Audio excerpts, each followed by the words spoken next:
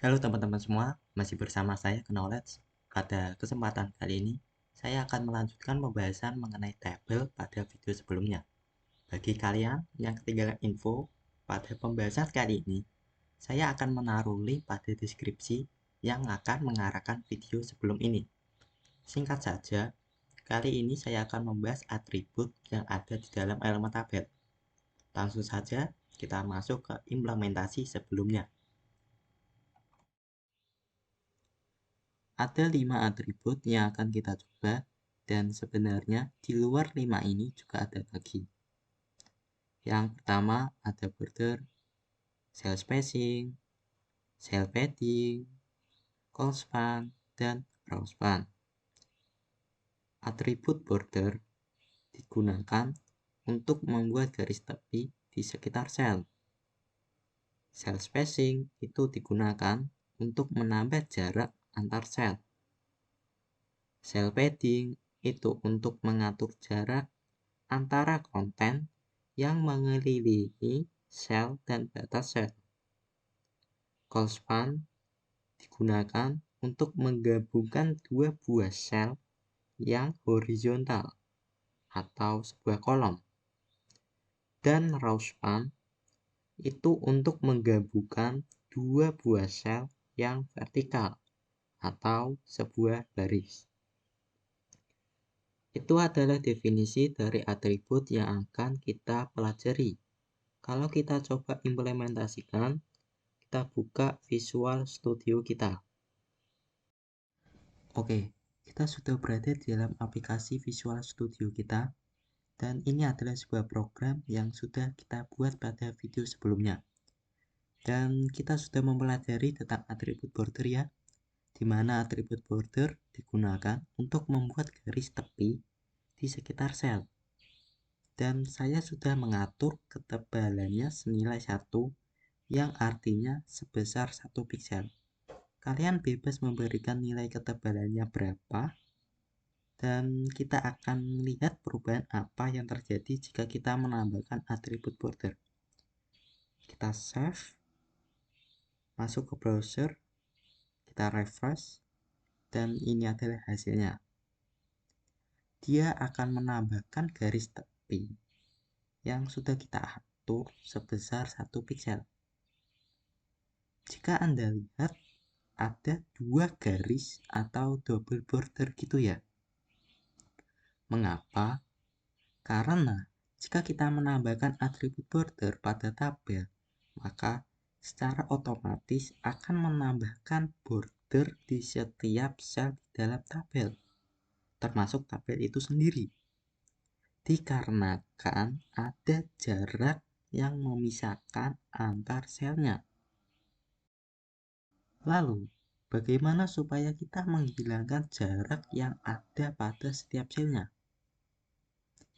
Kita dapat menggunakan atribut pada tabel yang bernama cell spacing, di mana dia bisa mengatur jarak antar selnya. Oke, kita kembali ke Visual Studio kita. Saya akan memberikan atribut cell spacing pada tabelnya. Kita cukup mengetikkan cell spacing sama dengan dan titik 2 di atas sebanyak 2 kali. Supaya kita menghilangkan jarak yang ada pada setiap selnya, kita cukup memberikan nilai 0 pada atributnya. Nilai 0 ini berarti kita tidak memberikan jarak pada setiap selnya. Kita save, lalu kita lihat hasilnya. Nah, sudah hilang kan jaraknya? Oke, jika saya ganti cell spacingnya menjadi 5 misalnya, pasti akan ada jarak ya di setiap selnya. Oke, kita save, dan seperti ini hasilnya. Jaraknya tambah besar ya. Selain bisa untuk mengatur jarak di setiap selnya, Kita bisa mengatur jarak di dalam selnya menggunakan atribut cell padding, di mana dia bisa mengatur jarak antara konten di dalam selnya. Contohnya begini, kita buka Visual Studio kita, lalu kita mengetikkan cell padding sama dengan dan titik 2 di atas 2 kali. Lalu, misalnya saya ingin memberikan jarak sebesar 5 misalnya. Kita save, lalu kita lihat hasilnya. Nah, seperti ini. Ada jarak antara konten di dalam sel.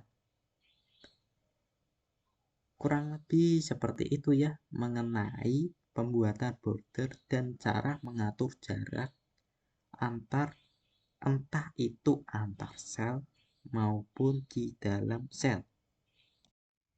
Oke, atribut yang tersisa yang akan kita bahas yaitu callspan dan rowspan, di mana atribut ini cukup menarik karena dia bisa menggabungkan dua buah sel pada tabelnya. Callspan digunakan untuk menggabungkan dua buah sel yang horizontal atau kolom, sedangkan rowspan yang vertikal atau baris. Oke, kita masuk ke Visual Studio kita. Singkat saja, saya akan membuat sebuah sel yang panjangnya itu seperti dua buah sel. Saya akan memberikan atribut callspan di judul pertama untuk membuatnya secara horizontal. Kalian cukup mengetikkan atributnya yaitu callspan diikuti dengan sama dengan dan titik 2 sebanyak 2 kali. Saya akan memberikan nilai 2 yang artinya akan memberikan panjang sebanyak 2 buah sel. Kalian bebas memberikan nilai berapa. Kita akan melihat perubahan apa yang terjadi. Kita save ke browser dan refresh. Ini adalah hasilnya. Saya sudah mempunyai judul pertama dengan panjang 2 buah sel. Lalu, bagaimana secara vertikal? Oke, kita kembali ke Visual Studio kita.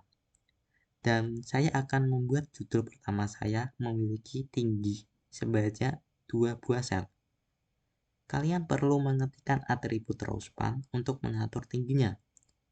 Di sini, saya akan menghapus atribut callspan di judul pertama saya. Dan saya ganti dengan atribut rowspan. Ketik saja rowspan diikuti dengan sama dengan dan titik 2 sebanyak 2 kali. Dan saya akan kasih nilai 2 yang artinya tinggi dari judul pertama sebanyak 2 buah sel. Oke, kita save, lihat browser, dan ini hasilnya. Saya sudah mempunyai judul dengan tinggi 2 buah sel. Dan itulah pembahasan kali ini mengenai atribut pada tabel. Semoga kalian paham apa yang saya jelaskan tadi. Saya Knowledge sebagai instruktur video ini akan mengakhiri video ini dengan meminta maaf jika ada kesalahan dalam penyampaian informasi. Dan itu saja.